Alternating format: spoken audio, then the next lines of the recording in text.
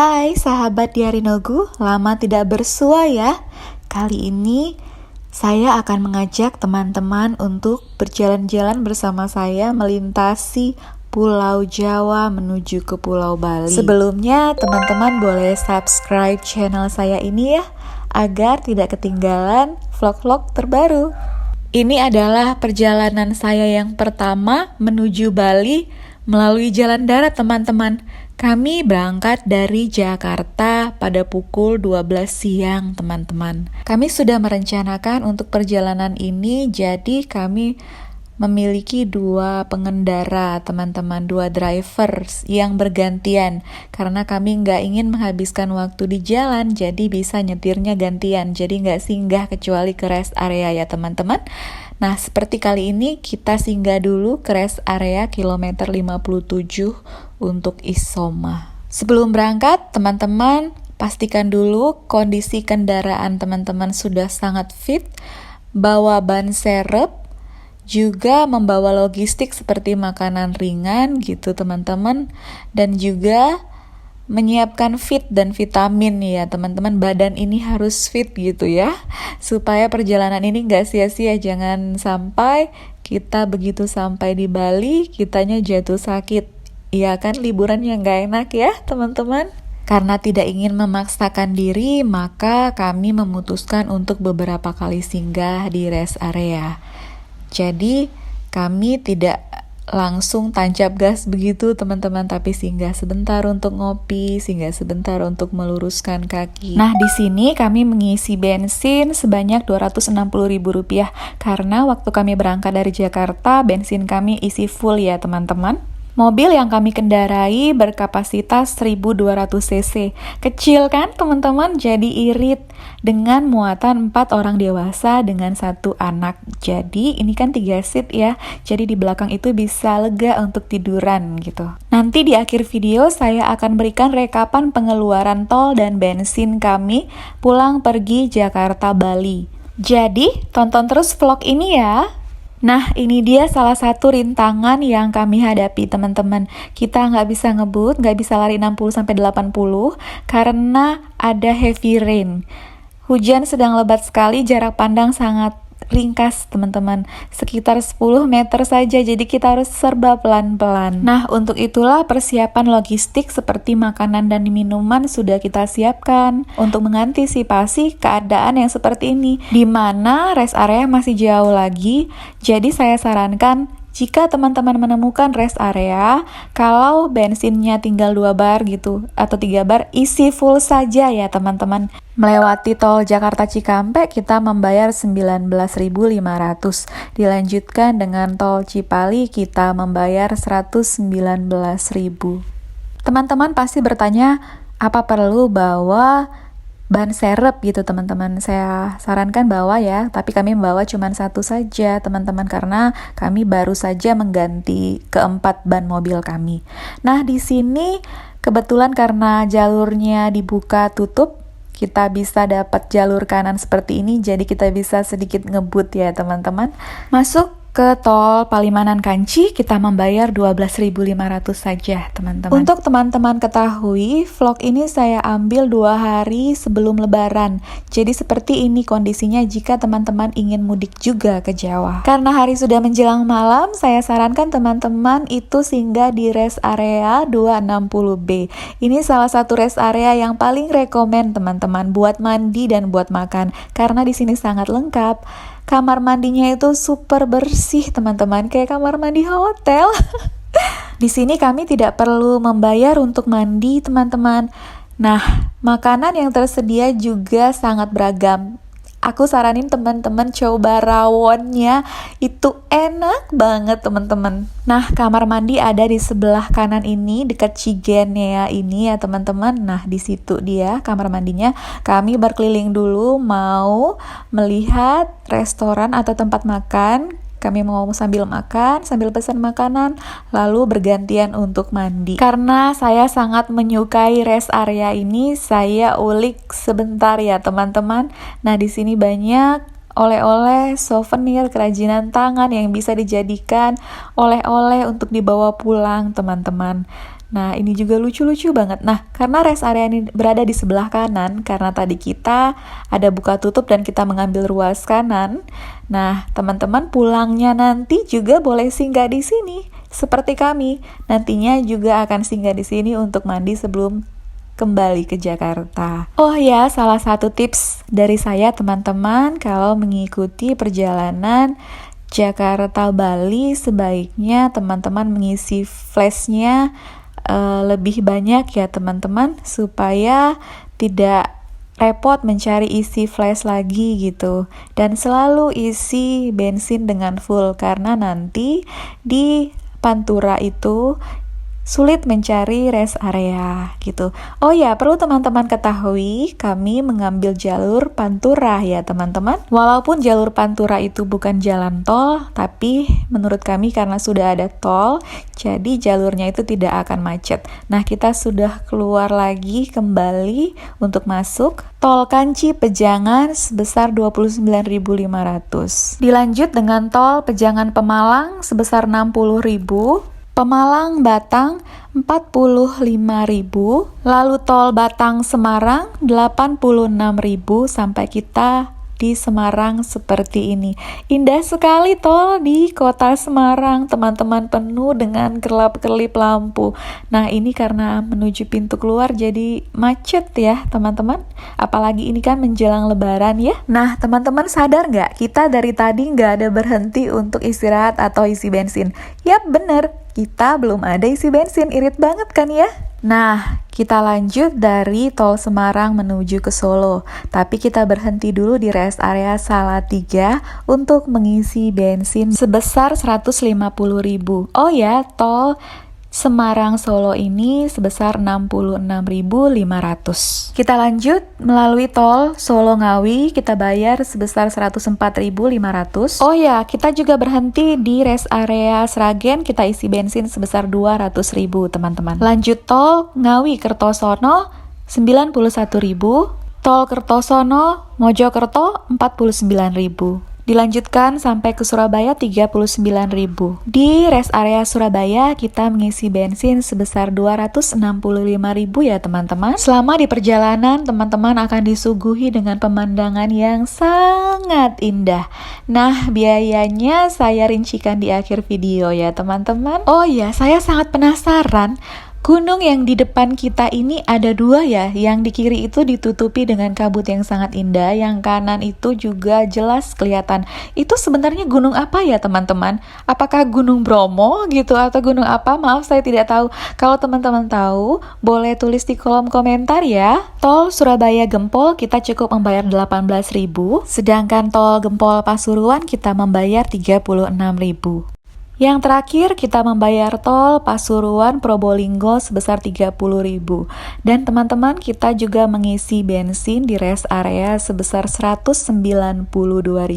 Hanya itu ya teman-teman. Untuk menyeberang melalui pelabuhan Ketapang menuju Gilimanuk nantinya kami belum bisa memesan dari sekarang karena kami belum tahu bisa sampai di pelabuhan jam berapa. Jadi kita lanjut saja perjalanan. Nanti sesampainya di Banyuwangi baru kita memesan lewat aplikasi Verizi.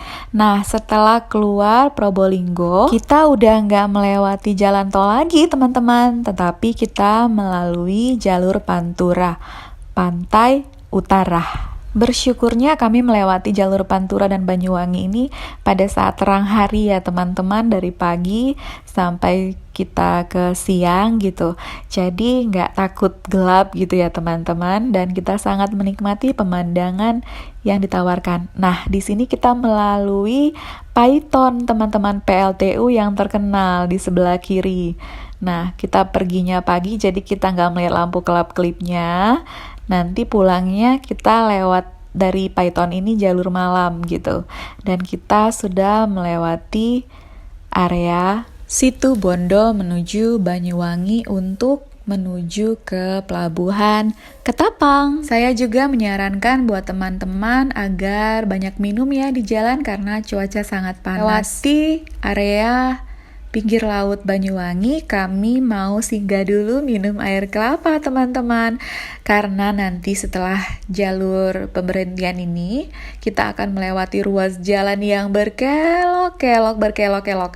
Dan teman-teman harus sangat waspada. Jadi saya sarankan untuk singgah dulu di sini, minum dulu, luruskan kaki dulu, supaya nanti melewati jalan yang bertikungannya banyak itu fokus dan badannya seger gitu loh teman-teman. Di sini air kelapanya segar banget, manis, dan udaranya sangat bersih. Juga penjualnya sangat ramah. Sekalian juga membagi rezeki buat penduduk setempat ya teman-teman. Kita juga bisa bersantap makan siang di sini karena banyak penjual ikan sari laut, ikan laut teman-teman. Nah, pemandangannya di sini sangat indah sekali teman-teman. Nah, kita memasuki daerah hutan dengan jalan yang berkelok-kelok, tapi karena ini pagi siang hari, jadi ini ramai sebenarnya teman-teman. Nah, teman-teman bisa lihat jalannya berkelok-kelok seperti ini, jadi teman-teman harus sangat waspada dan dalam kondisi sangat fit ya teman-teman. Makanya tadi saya rekomendasikan untuk beristirahat dulu. Karena ini sudah jam makan siang, kami singgah untuk makan dulu di restoran Ratu Dodol ini. Teman-teman pasti lihat di sebelah kiri itu tempat makannya gede banget. Jadi teman-teman pasti nggak akan melewatkannya. Disuguhi dengan pemandangan yang sangat indah. Kita juga bisa meluruskan badan di sini karena perjalanan kita tadi dari tempat kita berhenti pertama sampai ke sini itu sekitar 2 jam karena kita nggak terlalu ngebut ya teman-teman. Nah, kita juga di sini memesan tiket kapal melalui aplikasi Ferizi untuk menyeberang dari Pelabuhan Ketapang menuju Pelabuhan Gilimanuk, Bali.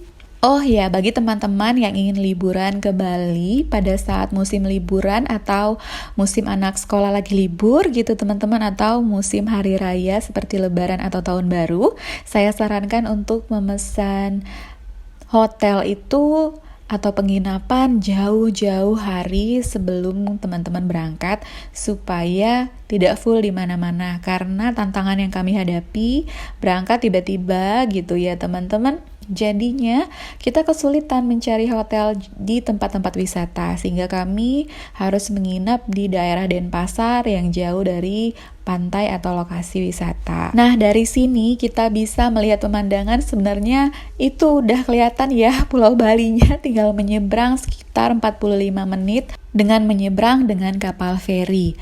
Nah, berapa sih tiket kapal feri itu untuk menyeberang dari Ketapang ke Gilimanuk? Kami memesan dari aplikasi Ferizi ya teman-teman.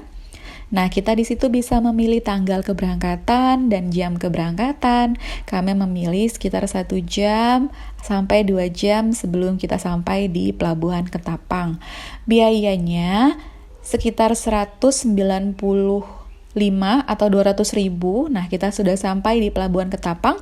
200.000 untuk satu mobil sudah termasuk untuk penumpang di dalamnya.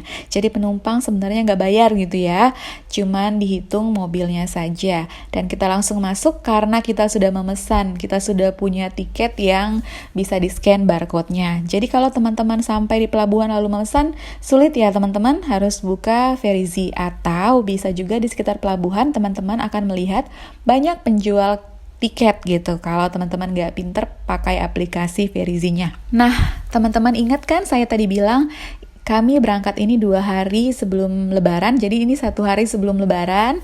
Jadi seperti ini kondisinya, tidak terlalu ramai. Mungkin Lebaran kali ini nggak banyak yang ke Bali kali ya, tapi nggak dong, Balinya isinya plat Jawa semua gitu. Nah, ini kita nyebrang menggunakan kapal feri yang sangat besar ini. Jadi tidak terlalu guncang gitu teman-teman. Kapal feri ini seperti kapal feri yang kalau menyeberang dari Merak ke Sumatera ya. Nah, di sini kita hati-hati, penumpangnya nggak perlu turun teman-teman. Cukup supir yang andal, cuaca yang bagus. Nah, di sini kita berdoa-doa nih supaya cuacanya bagus. Kebetulan Tuhan kasih cuaca yang cerah, jadi kita nggak takut ombak. Jamnya tepat, nggak sore gitu. Ini siang ya teman-teman, kita tadi habis makan lalu ke sini. Jadi cuaca sangat cerah, ombaknya nyaris nggak ada gitu, teman-teman bisa lihat, nyaman sekali penyeberangan kita, sekitar 45 menit sehingga kita sampai di Pulau Bali. Setelah beristirahat juga di kapal, kita sampai di Bali, teman-teman. Nah, ini kita melewati Negara namanya. Di sini belum terlalu kelihatan vibe Balinya ya, tapi sudah mulai kelihatan beberapa pura. Dan suasana Bali itu ya sangat bersih, teman-teman. Walaupun negara ini jauh dari daerah wisata, tapi lokasinya ini sangat bersih. Kita bisa melihat pemukiman penduduknya, gak ada satu sampah pun di depan rumah gitu loh, teman-teman. Benar-benar saya memuji rakyat Bali yang menjaga alamnya sangat lestari seperti ini. Yang menarik dari ke Bali ini, kita bisa melihat upacara. Kalau kita beruntung nih, kita bisa ketemu upacara seperti ini. Sepertinya ini ngaben ya, teman-teman. Saya kurang tahu juga. Kalau teman-teman tahu ini ada upacara apa seperti ini, teman-teman boleh tulis di kolom komentar ya, teman-teman, supaya kita saling memberi info yang baik dan benar gitu ya. Saya nggak mau bilang ini ngaben, ternyata bukan gitu ya. Nah, itinerary atau rencana liburan saya selama di Bali, kami di sini 4 hari ya, teman-teman. Saya nggak bisa jabarkan di sini, takut videonya kepanjangan. Saya akan bikin vlog baru, teman-teman boleh dong ya subscribe dulu vlog Diari Nogu ini.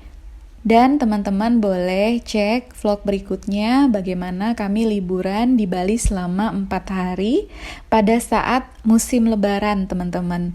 Jadi teman-teman yang mau berencana ke Bali pada saat liburan lebaran atau tahun baru bisa melihat vlog saya ini sebagai bahan rekomendasi. Bagaimana, apakah lancar semuanya seperti yang kita lihat bersama. Jalanan sebenarnya masih lancar-lancar aja ya kan, teman-teman. Meskipun seperti yang saya bilang tadi, yang kesulitan kita alami adalah mencari penginapan gitu. Karena semuanya pada full, karena wisatawan dari luar negeri juga beramai-ramai mengunjungi Bali pada saat musim panas seperti ini. Sedangkan untuk perjalanan pulang dari Bali kembali ke Jakarta itu sama aja, teman-teman. Kebetulan kami singgah dulu ke Jogja untuk mengunjungi saudara kami yang ada di Jogja. Jadi sedikit banyaknya nggak jauh melenceng ya, teman-teman. Dan selama di Bali kami juga mengisi bensin hanya beberapa kali. Nah, berikut rincian biaya tol Jakarta-Bali dan Bali-Jakarta PP. Juga rincian biaya bensin Jakarta-Bali pulang pergi.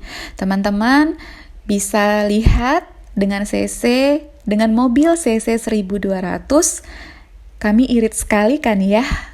Kalau tol memang sudah standarnya seperti itu, teman-teman bisa googling. Dan kalau bensin irit sekali kan, teman-teman, dengan membawa 2 keluarga. Per keluarganya cuman berapa, hayo, murah banget kan ya. Jadi menurut saya perjalanan kami kali ini itu sangat worth it ya, teman-teman, untuk dijalanin dan sangat menghemat gitu ya. Kita hanya perlu menyediakan waktu dan tenaga yang lebih.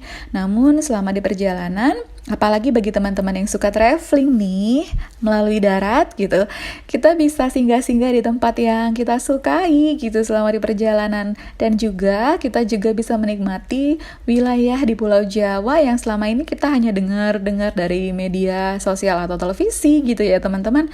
Nah, ini kami sudah menikmati daerah Bali dan pulang kembali. Ini Pelabuhan Gilimanuk. Saya mau nunjukkan ke teman-teman semua bagaimana sih Pelabuhan Gilimanuk di kala siang. Nah, seperti ini ya, teman-teman. Jalurnya juga sudah sangat baik. Semuanya sangat bagus dan tertata dengan rapih. Dan kami ini pulang ke Jakarta itu berangkat dari Bali itu pagi-pagi ya, teman-teman, supaya melewati daerah Banyuwangi itu sampai ke Jogjanya itu nggak sampai keesokan harinya. Supaya teman-teman mengetahui sedikit, kami perjalanannya lanjut terus sampai ke Jogja itu sekitar jam 1 dini hari. Jadi tepat sekali sampai di Jogja, di rumah saudara kami langsung tidur. Dan besokan Paginya, subuh-subuh kami berangkat dari Jogja menuju ke Jakarta. Dan aku rekomendasikan teman-teman melakukan yang serupa karena teman-teman akan menyaksikan di perjalanan bagaimana kabut itu di atas tol. Saya lupa videoin teman-teman karena saya begitu amazed gitu melihat kabutnya. Dan teman-teman juga selama di perjalanan wajib mencoba makanan-makanan daerah. Dan seperti ini, waktu pulangnya teman-teman bisa saksikan ini adalah sunset yang ada di Banyuwangi. Indah sekali kan ya, tapi karena kami mengejar waktu supaya jangan sampai di Jogja keesokan harinya, jadi kami ngebut nih, nggak sempat berhenti. Nah, banyak sekali pengendara yang berhenti untuk menikmati sunset atau menikmati makan malam sambil menikmati sunset di pinggir jalan Banyuwangi, Jalan Raya Pantura ini. Nah, bagaimana menurut teman-teman vlog perjalanan liburan Jakarta, Bali, Jakarta kami kali ini? Melalui mobil via darat jalur barat ya, kalau Pantura. Kalau saya salah, tolong teman-teman bantu koreksi ya teman-teman. Lebih dahulu saya mengucapkan maaf jika ada perkataan dan penjelasan saya yang salah. Semoga teman-teman yang ingin berencanakan traveling gitu, lintas Jawa semakin semangat, apalagi sekarang sudah difasilitasi tol Sumatera yang sangat mulus menurut saya, dan sangat oke dan affordable harganya, harga tolnya masuk di akal dengan kilometer yang cukup jauh seperti itu ya, sudah nyambung ke semua provinsi kecuali di jalur Pantura ini. Tapi menurut saya jalur Pantura juga sudah sangat cukup memuaskan untuk dijalani, apalagi sekarang sudah nggak macet seperti zaman dahulu kala ya. Teman-teman juga pasti tahu ya bagaimana ya jalur Pantura zaman dahulu gitu, karena sekarang jalurnya sudah banyak, beberapa pilihan, jadi tidak terlalu macet lagi, apalagi sudah ada pembangunan tol Jawa gitu. Oh ya, selama di Bali apakah saya dan keluarga memakai jasa tour guide? Sekarang sudah canggih ya, ada Google Map gitu ya teman-teman. Jadi kami tidak menggunakan jasa tour guide, tapi kalau teman-teman lebih enak gitu kan, lebih mengenal daerah wisata, bisa menggunakan tour guide yang menggunakan orang lokal Bali gitu ya teman-teman. Nah, teman-teman juga bisa menonton vlog saya tentang wisata yang ada di Bali gitu. Nah, ini dia pemandangan PLTU Python pada malam hari. Kebetulan kami sengaja melewatkan Python ini pada saat malam seperti ini karena kami penasaran lampunya seperti apa sih, seindah apa. Nah, ini dia teman-teman, lampu Python aslinya itu gede banget ya teman-teman, dan sangat indah. Sangat indah, lampunya sangat jelas, sangat indah. Nah, sampai di sini vlog liburan Jakarta Bali pulang pergi dengan mengendarai mobil. Semoga teman-teman menyukai. Jangan lupa subscribe. Bye.